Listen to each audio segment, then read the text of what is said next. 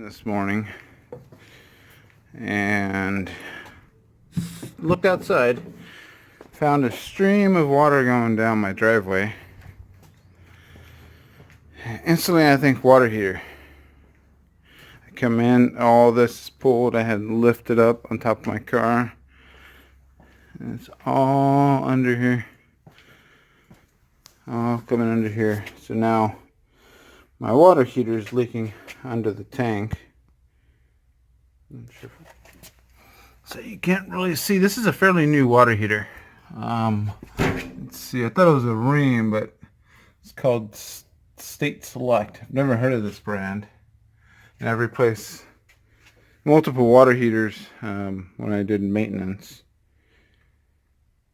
and it just surprised me. This is less than,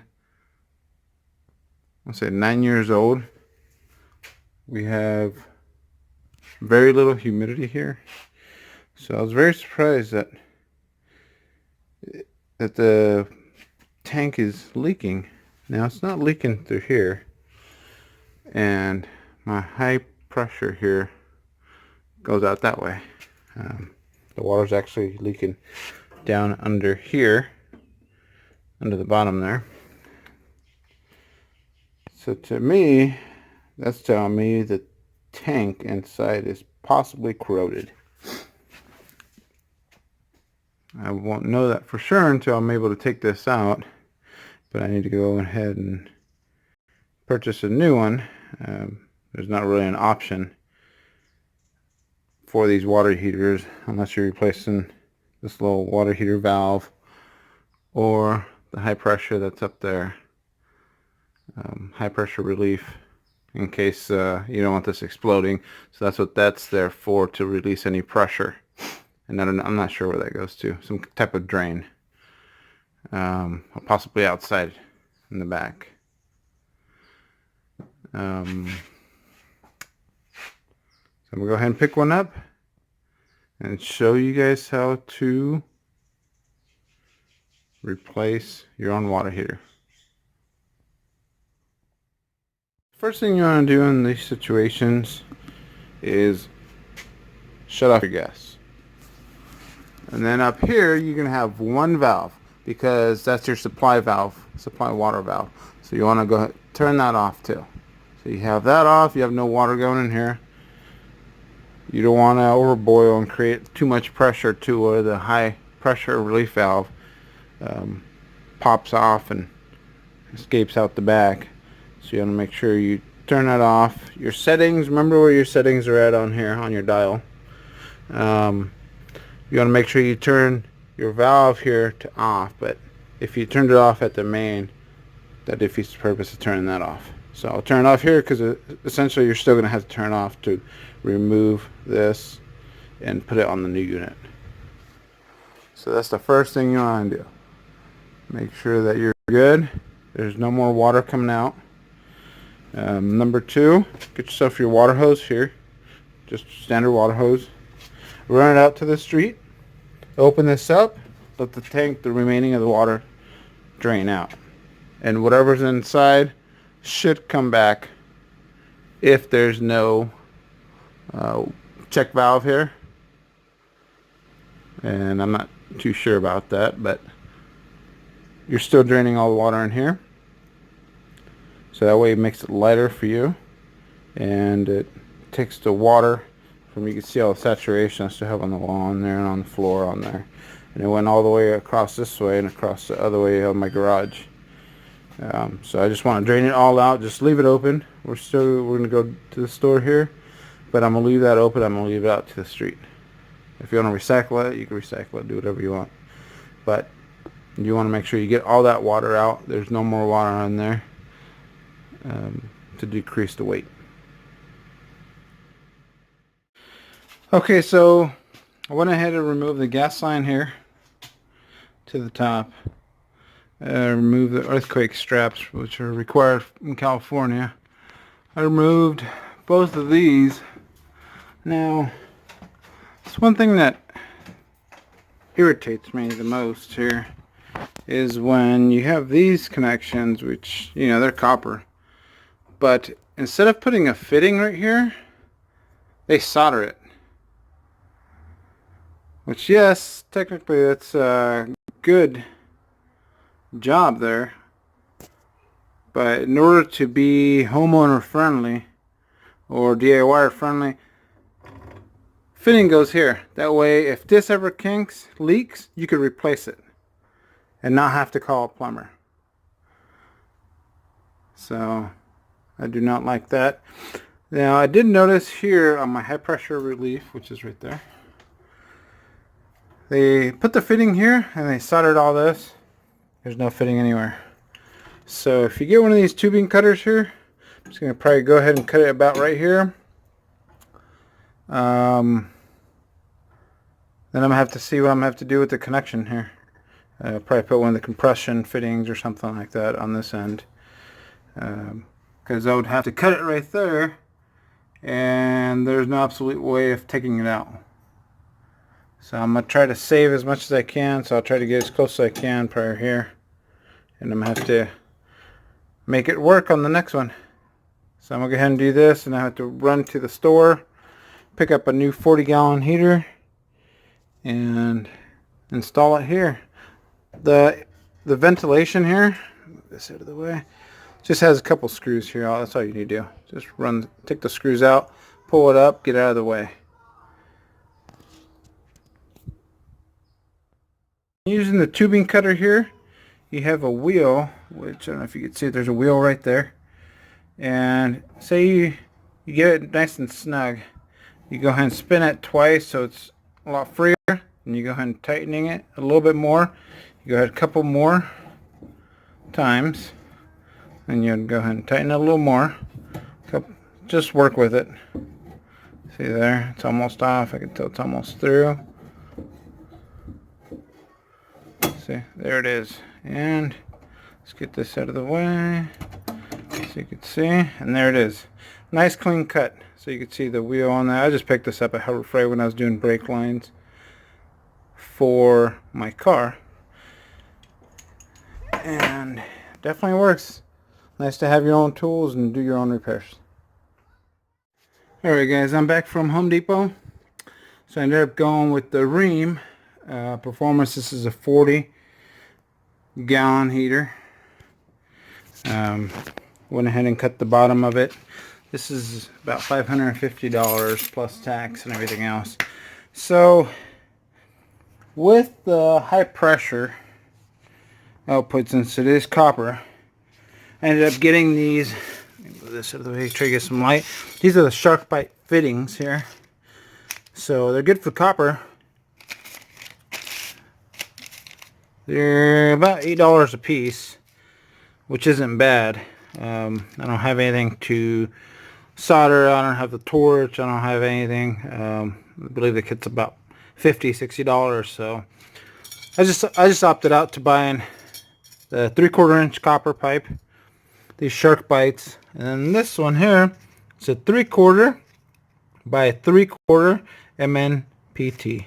So this is gonna go screwed in there. I'm gonna cut a piece to the 90, then from the 90 I'm gonna couple it here with a straight coupling and put it to the existing one. So that's gonna help me out there.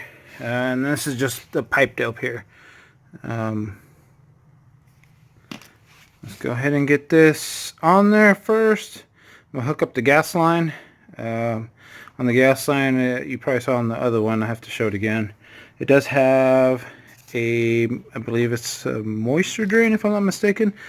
So it has a T and a little pipe going down with a cap just to prevent any moisture from getting into the unit itself.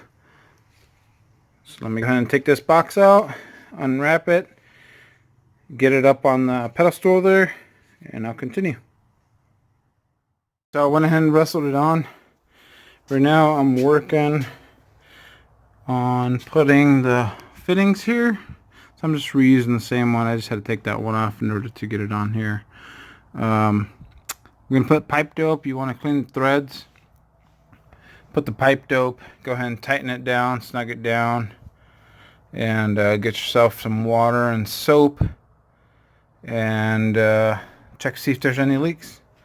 I did run into one issue. Now, I didn't notice this at the store because they didn't have this display model there. So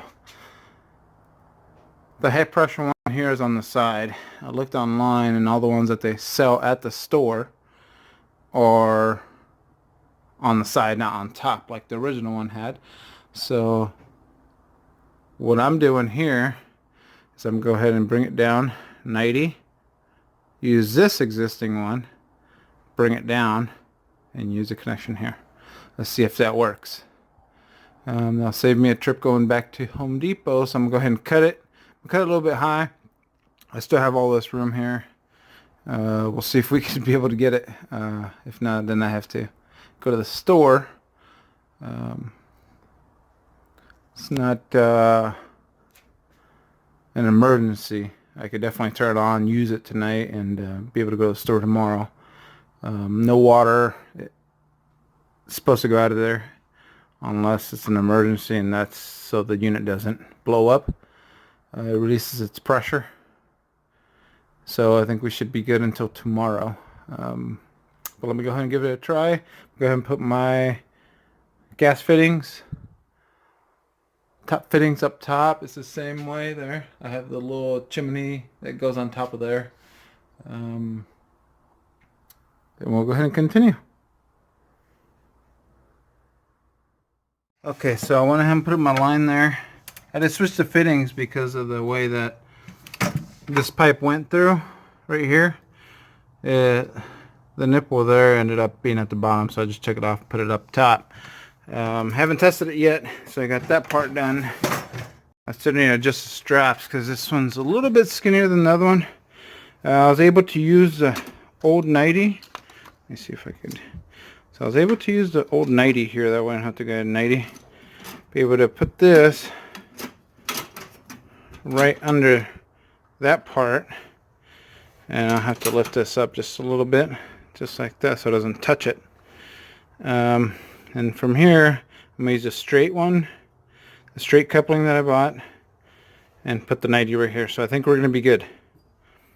On here, man, those brass hoses are very difficult to reshape.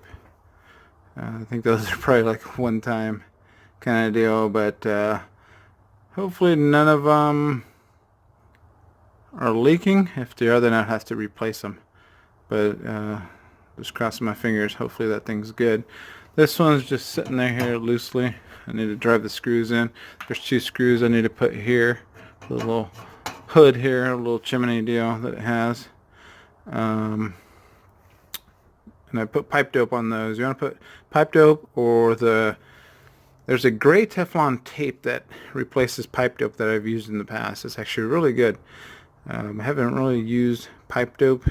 This is actually the 3rd time I've used it. I like using the Teflon tape or that gray tape that's a lot thicker. And that's the one I used when I put my stove in, and it's not leaking. So I have no issues with it. So whichever one you have, if you have pipe dope, if you have that gray tape, don't use the regular white Teflon because that's too thin, especially on these. And the gas one, especially not the gas one. If you have the gray one that's approved for the gas, use it. But if not, get you some of the pipe dope, which I showed earlier. I think it's about $6. So good investment. Definitely like these fittings. These things are real cool. Went ahead and put that one in, sanded the bottom so it could have a good clean surface to grab on. If you ever mess up on these, there's these 2 little lips you could see here. So if you have a crescent wrench, they have a tool for it. So if you have a tool, use it. If you don't, like I don't have it, grab your crescent wrench, open it to here, push up on this part right here, and it releases it. So if you could see on here, so you see all those on there, those are for the press fittings. Those are all gonna scar right here. Like I had to take this one off. You see all the little marks there. I think that's a better view there. So once you push this down, this pushes on those and releases the pipe. So in case you mess up or you want to put in, like I'm doing, I had to switch my idea here. And so I had to work with what I have here. And hopefully it works. If not, I'll be taking a trip to the hardware store, but I think we're good. Let me go ahead and finish and wait till that dries so you can put the little soap and water, the little bubbles. Make sure there's no bubbles coming out of there. This is a fast set, fast dry. That's why it's the blue one. The white one is a slow, but I think it should be good in about 30 minutes or so. So by the meantime, I do everything else. Once I finish, I'll go ahead and do that, and that should be good. Let me continue. So I was able to get a little bit better light. So this actually worked out pretty good. I don't mind the connecting here because I don't have another 90 that I bought. So I'm going to go ahead and use that. Went ahead and snug these down. These don't need to be tight. They just need to make sure that the unit's not rocking back and forth. And that's just to comply with California earthquake standards. Up here is already done. I went ahead and screwed it. Tighten those down. I do have the insulation. I'm just going to put over the pipe there to help it out. Apart from that, I do have just a water bottle with a little bit of Tide. Went ahead, just shake it up. Got it all bubbly. So we're going to go ahead and test it. So before it actually goes in there, we want to turn the gas on. So the gas is on. We want to make sure that